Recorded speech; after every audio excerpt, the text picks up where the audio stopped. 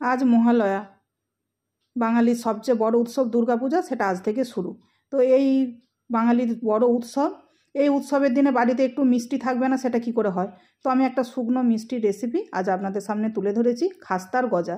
এটা দোকানের চেয়ে অনেক ভালো, অনেক সফট, একদম রসালো, লেয়ারযুক্ত, আর দেখুন কত সুন্দর রসালো। তো এই রকম একটা রসালো খাস্তার গজা পুজোর জন্য, পুজো উপলক্ষে আপনারা বাড়িতে আমার টিপস ফলো করে অবশ্যই এটা তৈরি করুন। দোকান থেকে কেনার কোনো দরকার হবে না। আমি যেভাবে দেখিয়েছি এইভাবে যদি তৈরি করেন, দোকানের চেয়ে অনেক অনেক ভালো করে আপনারা বাড়িতে পুজোর জন্য এই রেসিপিটা তৈরি করতে পারবেন। হরে কৃষ্ণ, প্রণাম। আমি সদানন্দিনী মালিনী দেবী দাসী, রাধারানীস কিচেনে আপনাদের সবাইকে স্বাগত। আজ আমি ভগবানের জন্য একটা খাস্তার গজা মিষ্টি রেসিপি তৈরি করে দেখাবো। এই রেসিপিটা তৈরি করার জন্য বিশেষ কিছু উপকরণের দরকার নেই। ময়দাটা আমি 500 ময়দা নিয়েছি। তো আপনাদের বেশি কম যেরকম লাগবে আপনারা করবেন। আর এখানে সাদা তেল রেখেছি, পুরো কাজটাই সাদা তেলে হবে, সেই জন্য সাদা তেল রেখেছি। মানে সাদা তেলে ভাজবো, সাদা তেল ময়াম সবই করবো। আর এখানে কালো জিরে, এখানে লবণ, এখানে খাবার সোডা, অর্থাৎ বেকিং সোডা যেটা, ওটা একটুখানি আছে, আর চিনি আছে। তো আমি এবারে ময়দাটা মাখবো আর চিনির রসটাও রেডি করব।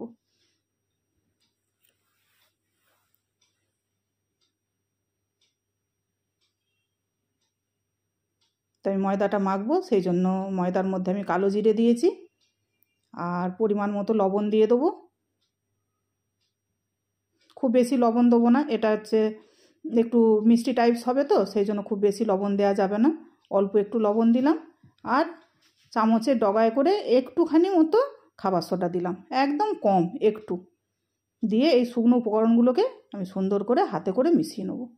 এটা হাতে করে মেশালেই কাজটা খুব ভালো হবে, সেই জন্য আমি হাতে করে এগুলো সব মিশিয়ে নিলাম।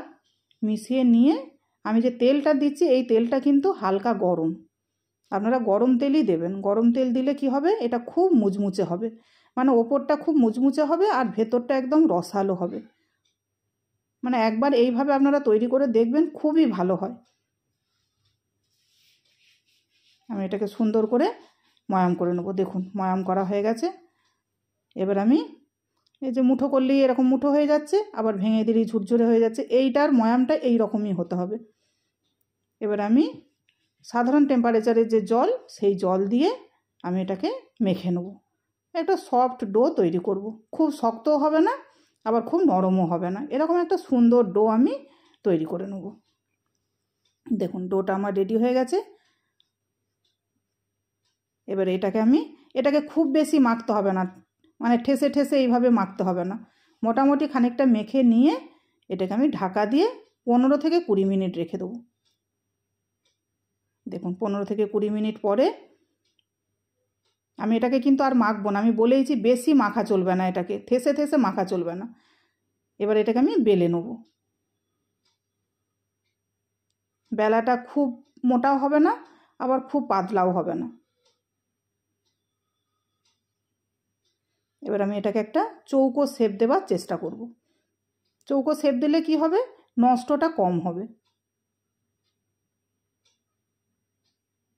ধারগুলো একটু মোটা হয়ে গেছে, ওগুলোকে আমি একটু সুন্দর করে সাইজ করে নেব।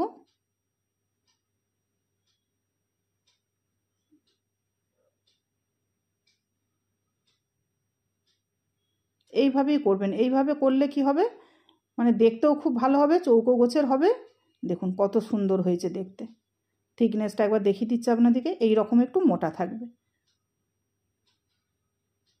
দিয়ে এটাকে আমি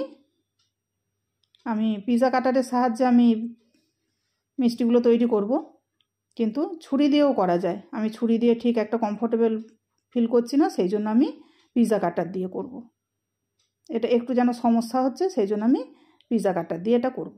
পিৎজা কাটারে খুব সুবিধা হয়, তো আপনারা ছুরি দিয়েও করতে পারেন। আমি সুন্দর করে করে গজার যেরকম পিস হয় ওই রকম একটা একটা করে পিস করে নেওয়ার চেষ্টা করব। তবে বাড়িতে তৈরি করছি, হয়তো ঠিক দোকানের মতো অত বড় পিস হবে না, একটু ছোট পিসগুলো হবে, হলেও খেতে কিন্তু ভালোই হবে। আমি যেটা বাদ দিচ্ছি এটা আমি ফেলে দেবো না, এটা কিন্তু আমি আবারও সুন্দর করে মেখে আবার এরকম মিষ্টির আকার দিয়ে নেবো, চৌকো চৌকো শেপ দিয়ে নেবো। আমি এগুলোকে সুন্দর করে একটা শেপ দিয়ে নেবো, সেই জন্য সাইডগুলো সব একটু একটু করে বাদ দিয়ে দিচ্ছি। দিয়ে আমি এরকম চৌকো শেপ দেবো। দেখুন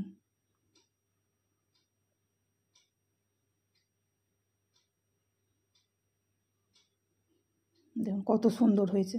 এবারে একটা একটা পিসকে আমি নেবো, নিয়ে হাতের সাহায্যে আঙুলের সাহায্যে আমি এইরকম চৌকো মানে একটা সুন্দর শেপ দিয়ে দেবো। যেমন এদিক ওদিক একটু বেড়ে কমে রয়েছে, ওইগুলোকে আমি একটু সুন্দর করে নেবো। দেখুন এরকম চৌকো চৌকো করে আমি এগুলোকে রেডি করে নেবো, তাহলে দেখতে ভালো লাগবে। মিষ্টিটা এরকম করে নিলে একটা পরিষ্কার পরিচ্ছন্ন দেখতে লাগবে। এখানে আমি চিনি দিয়ে দিয়েছি, যে বাটিটার 1 বাটি চিনি দিয়েছিলাম ওই বাটিটার 1 বাটি জল দিয়ে দিলাম। দিয়ে এই রসটা চিটচিটে রস করব, মানে একবার একতার হবে এরকমও নয়, আর একদম সাধারণ রস হবে সেটাও নয়। আর তেল আমি বসিয়েছি, তেলটা কিন্তু গরম নয়, এরকম আঙুল দিয়ে দেখতে হবে, আঙুল যেন আমি ডোবাতে পারি এই রকম তেলের টেম্পারেচার আসতে হবে।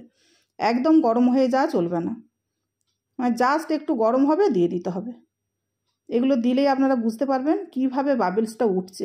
অল্প অল্প অল্প অল্প এত কম তাপমাত্রায় দিতে হবে, তবে লেয়ারগুলো একদম সুন্দর বোঝা যাবে।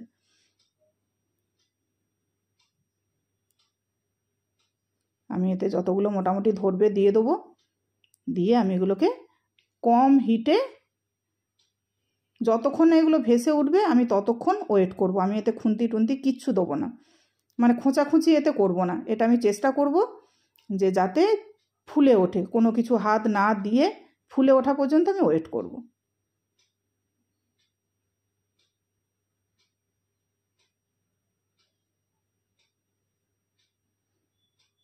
তেলটা কীরকম গরম আপনারা দেখতেই পাচ্ছেন, একদমই গরম নয়, একদম হালকা হালকা গরম। আমি হাত দিচ্ছি, আমার হাতে কিন্তু কিছু হচ্ছে না। এই রকম গরমেই আপনারা দেবেন, তবেই এটা মুচমুচে হবে ওপর থেকে, আর ভেতর থেকে একদম রসালো হবে, খুব সুন্দর হবে এটা। দেখুন কত সুন্দর ফুলে উঠেছে এগুলো, একদম নিচে থেকে ভেসে উঠেছে। তখন নিচে ডুবেছিল, এখন নিচে থেকে ভেসে উঠেছে। আমি একটা আপনাদেরকে দেখিয়ে দিচ্ছি কত সফট হয়েছে। দেখুন প্রচণ্ড সফট। এগুলো একটা দিক হয়ে গেছে, আমি এবারে একটা দিক হালকা হালকা করে, মানে হালকা হাতে তুলতে হবে। এগুলো প্রচণ্ড নরম, আর একটু যদি বেশি খোঁচাখুঁচি করা হয় লেয়ারগুলো ভেঙে যাবে। সেই জন্য আপনারা চেষ্টা করবেন খুব মানে হালকা হাতে এগুলোকে উল্টাতে। আর দেখতেই পাচ্ছেন সব ভেসে উঠেছে, আর লেয়ারগুলো তো বুঝতেই পারছেন যে কী সুন্দর খুলে যাচ্ছে লেয়ারগুলো। এদিকে রসটাও আমার মোটামুটি হয়ে গেছে।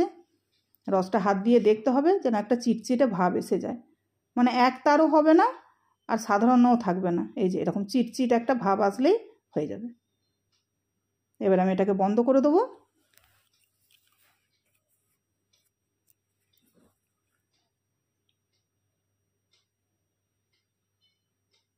দেখুন আমি লেয়ারটা আপনাদেরকে দেখিয়ে দিচ্ছি কত সুন্দর হয়েছে। দেখুন কত ভালো লাগছে দেখতে। এই রকমই হবে, আমি যেভাবে দেখিয়েছি আপনারা যদি করেন তো আমি বলেছি দোকানের চেয়ে অনেক ভালো হবে, অনেক সুন্দর হবে।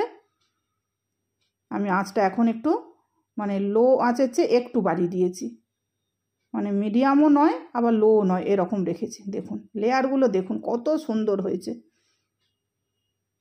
একবার বাড়িতে অবশ্যই আপনারা এই পুজো উপলক্ষে তৈরি করবেন, আর এটা অনেক দিন থাকে, একদম নষ্ট হয় না, মানে 10-12 দিন তো অনায়াসে বাইরে রয়ে যাবে। আপনারা দেখে বুঝতেই পারছেন ভাজাটা কত সুন্দর হয়েছে। তো আমি এগুলোকে সব তুলে নেব, তুলে নিয়ে আমি প্রায় 8-10 মিনিট ওয়েট করব একটু ঠান্ডা হওয়ার জন্যে। মানে এত গরমটা আমি রসের মধ্যে দেবো না, একটু ওয়েট করব, ঠান্ডা করব একটু করে তারপর রসে দেবো। দেখুন রসটা আমার একটু ঠান্ডা হয়ে গেছে, অনেক আগেই রসটা হয়ে গেছে তৈরি, ওটাও একটু ঠান্ডা হয়ে গেছে, একটু একটু গরম আছে, আর মিষ্টিগুলো হালকা গরম আছে। এবারে মিষ্টিগুলোকে আমি দেবো, জাস্ট আমি রসে একটু এদিক ওদিক করব আর তুলে নেব, মানে ওই মানে 1 মিনিটের মতো রাখবো, রেখেই তুলে নেব। এগুলো বেশি সময় রাখার কোনো দরকার নেই, অল্প একটু সময় রসে রাখলেই এ পুরো রস টেনে নেবে একদম। ভেতরটা একদম জালিদার হয়েছে, তো এদিকে রস টানতে বেশি টাইম লাগবে না। একদম রসে ভিজিয়েও রাখতে হবে না কিছু না। আর রসে ভিজিয়ে তো রাখবেনই না একদম, রসে ভিজিয়ে রাখলে এরা একদম নরম হয়ে যাবে। জাস্ট রসে ডুবাতে হবে আর তুলে নিতে হবে। আর রসটা এরকম চিটচিটে হতে হবে। আমি যে যে ছোটো ছোটো টিপসগুলো দিয়েছি ওগুলো যদি মানে মেনে আপনারা করেন বাড়িতে, এটা একদম পারফেক্ট হবে। দেখুন প্রায় 1 মিনিটের মতো হয়েছে।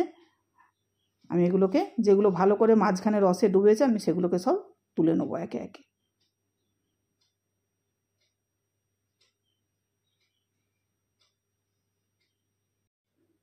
আমি এগুলো কড়া থেকে সব তুলে নিয়েছি। 5-7 মিনিট হয়ে গেছে, একটু ঠান্ডাও হয়ে গেছে, মুচমুচে হয়ে গেছে। আমি ভগবানকে নিবেদন করব। তুলসীপত্র দিয়েছি। হরে কৃষ্ণ। ভুল ত্রুটি হলে ক্ষমা করবেন। প্রণাম।